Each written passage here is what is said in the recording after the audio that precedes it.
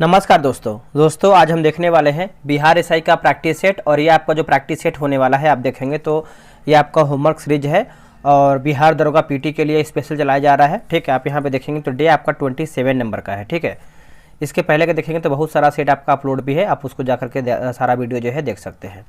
चलिए, पहला हमारा प्रश्न क्या है देखेंगे। देखिए, पहला प्रश्न है कि हाल ही में प्रधानमंत्री द्वारा इंडिया की सबसे ऊँची सुरंग सिंकुला सुरंग का निर्माण शुरू किया गया है। यह कितनी ऊंचाई पर अवस्थित है। ऊंचाई की बात करते हैं तो यहाँ पर देखिए 15,800 फीट लिखा गया है। आंसर में देखेंगे तो आपका जो है पहले का जो है आपका 15,800 फीट आपका सही हो जाएगा। आगे हमारा प्रश्न है क्वेश्चन नंबर 2 देखेंगे। हाल ही में अरुणाचल प्रदेश की किस सुरंग को इंटरनेशनल बुक ऑफ ऑनर में भारत की सबसे ऊंची सुरंग के रूप में मान्यता जो है दी गई है। तो ये आपको अरुणाचल प्रदेश में देखने को मिलता है, सेला सुरंग हो जाएगा, सेला सुरंग। भारत के किस राज्य में संविधान पार्क का उद्घाटन किया गया। यह किसके द्वारा जो है विकसित किया जाएगा। दोस्तों ये विकसित किया जाएगा महाराष्ट्र के द्वारा, है ना। ऑप्शन यानी आंसर देखेंगे तो आपका महाराष्ट्र सही होगा। विश्व के बड़े ऊर्जा, है ना, विश्व के बड़े ऊर्जा उत्पादन देशों में भारत का स्थान क्या है। तो भारत का स्थान देखेंगे तो 3rd नंबर पे आता है। पहले पे आपका चीन है और दूसरे की बात करते हैं तो यूएसए का है। हाल ही में कहाँ विश्व का सबसे बड़ा नेट जीरो कार्बन कैंपस विकसित किया गया है। तो नेट जीरो कार्बन कैंपस की बात करते हैं तो नालंदा विश्वविद्यालय हो जाएगा, नालंदा विश्वविद्यालय। अगला है बोला कि लचित बोरफुकन की 125 फुट ऊंची प्रतिमा का अनावरण प्रधानमंत्री द्वारा जो है कहाँ पर किया गया है। इसका देखेंगे तो आपको असम में किया गया है और जोराहट में, है ना, असम के जोराहट में। अगला कि सुदर्शन सेतु का उद्घाटन भारत के किस राज्य में किया गया है। तो भारत के गुजरात राज्य में किया गया है सुदर्शन सेतु। ठीक है, याद रखिएगा, भूलिएगा नहीं। देश की पहली बहुपक्षीय, है ना, बहु प्रशिक्षित अंडर वाटर मेट्रो सेवा किस राज्य में शुरू की गई है। देखिए, अंडर वाटर मेट्रो सेवा की बात करते हैं तो कोलकाता वेस्ट बंगाल में, है ना। आंसर आप देखेंगे तो कोलकाता हो जाएगा। अमृत भारत स्टेशन योजना का शुभारंभ कब और किसके द्वारा जो है किया गया है। देखिए, कब और किसके द्वारा अगर हम देखें तो दोस्तों ये आपका 6 अगस्त में किया गया था, 6 अगस्त 2023 में। और ये आपका नरेंद्र मोदी के द्वारा किया गया था, नरेंद्र मोदी के द्वारा ये किया गया था। अगला कि सबमरीन ऑप्टिकल फाइबर परियोजना के तहत किन 2 भारतीय राज्यों को जोड़ा जाएगा। किन 2 भारतीय राज्यों को जोड़ा जाएगा। तो लक्षद्वीप प्लस केरल हो जाएगा, लक्षद्वीप और केरल। यूनेस्को द्वारा किस वर्ष कुंभ को मानवता की अमूर्त सांस्कृतिक विरासत के रूप में जो है शामिल किया गया है। तो इसका आंसर देखेंगे तो 2017 हो जाएगा, 2017 जो है सही उत्तर होगा। हाल ही में किस विधानसभा द्वारा हो जनजातीय भाषा को संविधान की 8वीं अनुसूची में जो है शामिल करने की मांग की गई है। तो ये आपको झारखंड विधानसभा हो जाएगा, झारखंड विधानसभा। ठीक है, अभी हुआ नहीं है लेकिन मांग जो है किया गया है। ब्राह्मणों पर जजिया कर लागू करने वाला प्रथम मुस्लिम शासक कौन था। प्रथम मुस्लिम शासक की बात करते हैं तो फिरोज शाह तुगलक जो है सही आंसर हो जाएगा, फिरोज शाह तुगलक, है ना, याद रखिएगा सभी लोग। मनसबदारी, देखिए मनसबदारी व्यवस्था पर सैन्य संगठन की स्थापना कब और किसके द्वारा जो है की गई है। मनसबदारी व्यवस्था की बात करते हैं तो 1572 में किया गया था, अकबर के द्वारा किया गया था, अकबर के द्वारा। ये सन जो है आपका 1500 आगे पीछे हो सकता है, 72 73 हो सकता है, एग्जैक्ट याद नहीं है, लेकिन यह कि 1572 में और अकबर के द्वारा ये किया गया था। किस शासक ने ग्रांड ट्रक रोड की मरम्मत करवाई तथा डाक प्रथा का जो है प्रचलन करवाया था, डाक प्रथा का प्रचलन करवाया था। तो आंसर हो जाएगा शेर शाह सूरी जो है सही उत्तर हो जाएगा, शेर शाह सूरी। दोस्तों बिहार दरोगा देखेंगे तो टेलीग्राम पे ग्रुप बनाया गया है, डेली बेसिस पे आपका जो है 100 क्वेश्चन का सेट होता है। साथ में देखेंगे तो आपका होमवर्क सीरीज भी सेट वहां पर आंसर की के साथ अपलोड होता है। आप अभी तक ज्वाइन नहीं किए, ज्वाइन हो जाइए। रहा व्हाट्सअप नंबर 8756 54 65 33। आप जो है बिहार दरोगा लिख करके मैसेज कीजिए, आपको प्रॉपर जानकारी मिल जाएगा। प्राचीन भारत के किस खगोल शास्त्री को गुरुत्वाकर्षण के सिद्धांत का जन्मदाता जो है कहा गया है। तो इसका आंसर देखेंगे तो आपका ब्रह्मगुप्त जो है सही उत्तर हो जाएगा, ब्रह्मगुप्त, है ना। देखिए, जलियांवाला बाग हत्याकांड के विरोध में किसने वायसराय की कार्यकारिणी से इस्तीफा दे दिया। देखिए, वायसराय के कार्यकारिणी से इस्तीफा दे दिया है। तो ये आपका 13 अप्रैल 1919 को ये आपका जलियांवाला बाग हत्याकांड हुआ था और ये आपका शंकर नारायण जो है इस्तीफा दे दिए थे, शंकर नारायण। अगला है कि महात्मा गांधी ने किस आंदोलन को हिंदू मुस्लिम एकता का सुनहरा जो है अवसर माना है। हिंदू मुस्लिम एकता का जो है सुनहरा अवसर माना है, तो ये आपका खिलाफत आंदोलन हो जाएगा, खिलाफत आंदोलन। ठीक है, याद रखिएगा सभी लोग। अगला है कि बंगाल विभाजन की घोषणा के बाद किसके नेतृत्व में मुसलमानों का एक शिष्टमंडल वायसराय लॉर्ड मिंटो से लिया है। देखिए लॉर्ड मिंटो से लिया है तो 1905 हो जाएगा, और ये आपका आगा खां जो है सही उत्तर हो जाएगा, आगा खां। मुस्लिम लीग का पहला अध्यक्ष किसे जो है चुना गया था। देखिए मुस्लिम लीग का जो पहला अध्यक्ष की बात कर लेते हैं तो आगा खां जो है राइट आंसर हो जाएगा, आगा खां। नेक्स्ट हमारा है कि वंदे मातरम भारतीय राष्ट्रीय आंदोलन का शीर्षक किस आंदोलन में बना है। तो कौन से आंदोलन में बना है, तो स्वदेशी आंदोलन हो जाएगा, स्वदेशी आंदोलन। ठीक है, याद रखिएगा स्वदेशी आंदोलन। प्रार्थना समाज की स्थापना किसकी प्रेरणा से की गई थी। देखिए प्रार्थना समाज की बात करते हैं तो ये आपका 1967 में किया गया था। प्रेरणा की बात करते हैं तो केशव चंद्र सेन के द्वारा किया गया था, और स्थापना की बात करते हैं तो आत्माराम पांडुरंग के द्वारा जो है प्रार्थना समाज जो है स्थापना किया गया था। अगला कि मंजरी सेना और बानर सेना का संबंध गांधी जी के किस आंदोलन से है। तो गांधी के किस आंदोलन से है, तो आपका सविनय अवज्ञा आंदोलन जो हो जाएगा दोस्तों, सविनय अवज्ञा आंदोलन। ठीक है, याद रखिएगा, भूलिएगा नहीं, सविनय अवज्ञा आंदोलन। अगला है कि राष्ट्रीय नियोजन समिति की स्थापना कब और किसके नेतृत्व में किया गया था। तो ये आपका 1929 में किया गया था, जवाहरलाल नेहरू के नेतृत्व में किया गया था, जवाहरलाल नेहरू के नेतृत्व में किया गया था। आप इसको अच्छे से याद रखिएगा। भारत के संविधान में नागरिकों के उत्तरदायित्व का वर्णन जो है कहाँ मिलता है। तो वर्णन की बात करते हैं तो मौलिक कर्तव्य में मिलता है, भाग 4 के क में। अगर भाग की बात करते हैं 4 के क में, और अनुच्छेद की बात करते हैं तो 51 के क में हो जाएगा। भारत में सबसे उच्च जीवन स्तर किस राज्य का है। देखिए सबसे उच्च जीवन स्तर की बात करते हैं तो केरला में है। पढ़ाई लिखाई की भी बात करते हैं तो आपका जो है केरला इस सब में आगे है। अगला है कि रिजर्व बैंक का स्थानीय प्रधान कार्यालय भारत के कितने शहरों में स्थित है। तो भारत के कितने शहरों में स्थित है, तो दिल्ली प्लस मुंबई है ना, दिल्ली प्लस मुंबई, चेन्नई, कोलकाता, 4 आप शहर बोल सकते हैं। पहली पंचवर्षीय योजना की शुरुआत कब किया गया तथा इसके पहले उपाध्यक्ष जो है कौन बनाए गए थे। पहले उपाध्यक्ष की बात करते हैं तो 1951 में गुलजारी लाल नंदा जो है सही आंसर हो जाएगा, गुलजारी लाल नंदा सही होगा।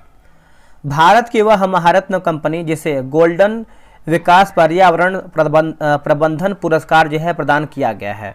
तो इसका आंसर देखेंगे तो भेल हो जाएगा, भोपाल में स्थित है, भोपाल में है। किसने गांधी की दांडी यात्रा की तुलना नेपोलियन के एल्बा से पेरिस की यात्रा से किया है।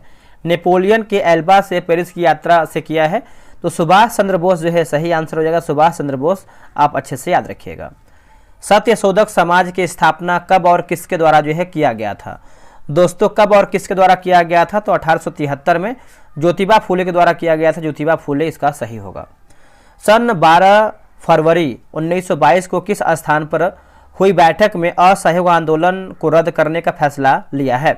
तो इसका आंसर हो जाएगा चौरी चौरा कांड जो है सही उत्तर हो जाएगा, चौरी चौरा कांड। इसमें देखेंगे तो करीबन 22 जो है पुलिसकर्मी जो है एक तरीके से बोल सकते हैं आग के यानी आग से जो है झुलस गए थे, मतलब आग लगा दिया गया था, एक पुलिस स्टेशन था। नरेंद्र मोदी ने महाकुंभ 2025 के लिए AI चैटबॉट कुंभ सहायक का शुभारंभ कितनी भाषाओं में किया है। तो इसका आंसर हो जाएगा 11 भाषा में किया है, 11 भाषा में। यूनेस्को में शामिल भारत की एकमात्र मिश्रित धरोहर कौन सी है। देखिए एकमात्र मिश्रित धरोहर की बात करते हैं तो यह आपको कंचनजंगा जो है सही उत्तर हो जाएगा, कंचनजंगा। ठीक है, तो आप इसको याद रखिएगा। भारत का पहला वर्टिकल लिफ्ट ब्रिज कौन सा है, जहां किस राज्य में है ना, तथा किस राज्य में निर्मित किया गया है। तो ये आपको हो जाएगा पंपन ब्रिज, और ये आपको तमिलनाडु में देखने को मिलता है, पंपन ब्रिज तमिलनाडु में। एक स्विमिंग पुल हमेशा वास्तविक गहराई से छोटा दिखाई देता है, यह किसका उदाहरण है। दोस्तों यह किसका उदाहरण है, तो ये आपका अपवर्तन का है। किसका है, अपवर्तन का। ठीक है, चलिए आगे बढ़ेंगे। रडार द्वारा जहाज की स्थिति जानने हेतु किन तरंगों का जो है प्रयोग किया जाता है। तो किन तरंगों का प्रयोग होता है, तो रेडियो तरंग जो है सही उत्तर हो जाएगा, रेडियो तरंग है ना, याद रखिएगा, रेडियो तरंग सही होगा। परमाणु अभिक्रियाओं में उत्पन्न और रेडियोधर्मी नाभिक द्वारा उत्सर्जित उच्च आवृत्ति विकिरण जो कैंसर कोशिकाओं को नष्ट करने के लिए हवा के रूप में उपयोग करते हैं, उसका नाम क्या है। दोस्तों उसका नाम देखेंगे तो आपका गामा किरण जो है राइट आंसर हो जाएगा, गामा किरण होगा। जब प्रकाश की एक किरण एक माध्यम से दूसरे माध्यम में जाती है तो वह सामान्य से दूर या दूर के मार्ग में झुक जाती है। प्रकाश के झुकने की इस घटना को क्या कहते हैं? दोस्तों इस घटना को देखेंगे तो अपवर्तन की घटना कहते हैं, अपवर्तन की घटना। ठीक है, तो आप याद रखिएगा अपवर्तन की घटना सही हो जाएगा। देखिए श्वेत प्रकाश जब प्रिज्म से गुजरता है, 40 नंबर है, जब श्वेत प्रकाश जो है प्रिज्म से गुजरता है तो कौन सा वर्ण सर्वाधिक जो है विचलित होता है? दोस्तों कौन सा वर्ण है जो आपका सर्वाधिक विचलित होता है? तो बैगनी हो जाएगा। आंसर आप देखेंगे तो बैगनी सही होगा। अगला है किसी व्यक्ति का पूरा प्रतिबिंब देखने के लिए एक समतल दर्पण की न्यूनतम ऊंचाई कितनी होनी चाहिए? तो ये आपका ऊंचाई जो है आधी होनी चाहिए। आंसर आपका हो जाएगा आधी। चलिए आगे बढ़ेंगे। अगला हमारा है प्रकाश का वेग सर्वप्रथम, है ना, सर्वप्रथम किस वैज्ञानिक ने ज्ञात किया था? तो इसका आंसर आप देखेंगे तो आपका रोमर हो जाएगा, है ना दोस्तों, ये आपका रोमर हो जाएगा, रोमर। लेंस द्वारा प्रकाश की किरणों की अभिसरण का अपक्षरण करने की मात्रा को क्या कहते हैं? तो ये करने की मात्रा को दोस्तों देखेंगे तो हम लेंस की क्षमता कहते हैं, है ना, लेंस की क्षमता जो है इसका सही आंसर हो जाएगा लेंस की क्षमता। आँख में प्रवेश करने वाले प्रकाश को किससे नियंत्रित किया जाता है? किससे जो है आपका ये नियंत्रित होता है? तो परितारिका जो है सही आंसर हो जाएगा, परितारिका। याद रखिएगा परितारिका राइट उत्तर होगा। यूरिया मानव शरीर के किस अंग द्वारा जो है रक्त से पृथक किया जाता है? तो इसका आंसर आपका हो जाएगा क्वेश्चन नंबर 45 का किडनी हो जाएगा, किडनी। आंसर किडनी होगा। वृक्क से प्रति मिनट कितना रक्त जो है प्रवाह होता है? तो आपका हो जाएगा 1200 सीसी हो जाएगा, 1200 सीसी। मानव गुर्दे में बनने वाली पथरी प्रायः किसकी बनी होती है? तो कैल्शियम ऑक्जिलेट की बनी होती है, कैल्शियम ऑक्जिलेट की बनी होती है पथरी। मानव शरीर का कौन सा अंग कार्बन डाइऑक्साइड निकालने के लिए जो है जिम्मेदार है? कार्बन डाइऑक्साइड जो है निकालने के लिए जिम्मेदार है, तो ये आपका फेफड़ा जो है सही आंसर हो जाएगा, फेफड़ा। प्रत्येक गुर्दा बड़ी संख्या में उत्सर्जन इकाइयों से बना होता है, इसे क्या कहते हैं? दोस्तों इसे क्या कहते हैं? इसे देखेंगे तो हम नेफ्रॉन कहते हैं। क्या कहते हैं? नेफ्रॉन। मानव द्वारा उत्पादित प्रमुख अवशिष्ट क्या है? तो ये आपका CO2 प्लस आपका अमोनिया हो जाएगा, CO2 प्लस अमोनिया, याद रखिएगा। पौधों में, है ना, पौधे में कार्बन डाइऑक्साइड और ऑक्सीजन जैसे गैसों का निष्कासन कहाँ से होता है? तो दोस्तों ये आपका रंध्र से होता है। आंसर आप देखेंगे तो रंध्र हो जाएगा, रंध्र। अमोनिया को यूरिया में कौन जो है परिवर्तित करता है? अमोनिया को यूरिया में कौन परिवर्तित करता है? ये आपका दोस्तों लीवर जो है सही आंसर हो जाएगा, लीवर, है ना, याद रखिएगा लीवर आपका राइट आंसर होगा। वृक्क के प्रत्येक नेफ्रॉन में स्थित प्याले यानी कप जैसी संरचना को हम क्या कहते हैं? इसको जो है वोमेन कैप्सूल कहते हैं, वोमेन कैप्सूल। ठीक है। अगला है कि एक अयस्क मनुष्य के वृक्क का भार लगभग कितना होता है? तो वृक्क का भार लगभग दोस्तों आप देखेंगे तो कितना होता है? तो यह आपका 140 ग्राम होता है। आंसर आपको हो जाएगा, एक सेकेंड, 140 ग्राम होता है। आंसर आपको हो जाएगा 140 ग्राम। मेंडलीफ ने अपने आवर्त सारणी में तत्वों का वर्गीकरण किस आधार पर किया है? तो किस आधार पर किया है? तो परमाणु भार पर हो जाएगा, है ना, परमाणु भार पर। अगला है कि मेंडलीफ के आवर्त सारणी में कुल आवर्तों की संख्या कितनी है? तो आवर्त आपका हो जाएगा 7 और वर्ग की बात करते हैं तो 9 आपका जो है वर्ग हो जाएगा। मेंडलीफ की आवर्त सारणी में निष्क्रिय गैसों को किस समूह में जो है रखा गया है? तो निष्क्रिय गैस की बात करते हैं 0 वर्ग हो जाएगा। आंसर आपको हो जाएगा 0 वर्ग। ठीक है, तो याद रखिएगा सभी लोग। मेंडलीफ के आवर्त सारणी में किस तत्व को उचित स्थान प्रदान नहीं किया जा सकता है? तो आंसर आपका हो जाएगा हाइड्रोजन हो जाएगा, हाइड्रोजन। आधुनिक आवर्त नियम के अनुसार कौन सा आवर्त अपूर्ण है? कौन सा आवर्त दोस्तों जो है आपका अपूर्ण है? तो 7वां आवर्त जो है आपका अपूर्ण हो जाएगा, 7वां आवर्त आपका जो है अपूर्ण है। अगला है पोटेशियम को आवर्त सारणी के किस ग्रुप में रखा गया है? तो प्रथम जो है सही उत्तर हो जाएगा, प्रथम, याद रखिएगा प्रथम आपका राइट आंसर होगा। सबसे हल्की धातु कौन सी है? दोस्तों सबसे हल्की धातु की बात करते हैं तो ये आपका आंसर जो है लिथियम जो है सबसे हल्की धातु है, सबसे हल्की धातु। अक्रिय गैसों में सबसे भारी और सबसे हल्की गैस कौन सा? अक्रिय की बात करते हैं तो हल्की में हो जाएगा हीलियम और भारी की बात करते हैं तो जेनॉन हो जाएगा, जेनॉन। चलिए आगे हमारा प्रश्न है आवर्त सारणी यानी पुरानी का सब पहला और अंतिम तत्व कौन सा है? तो आपका हो जाएगा पुरानी में आपका हाइड्रोजन और अंतिम की बात करते हैं तो यूरेनियम हो जाएगा, यूरेनियम। आधुनिक आवर्त सारणी नियम का प्रतिपादन किसने किया था?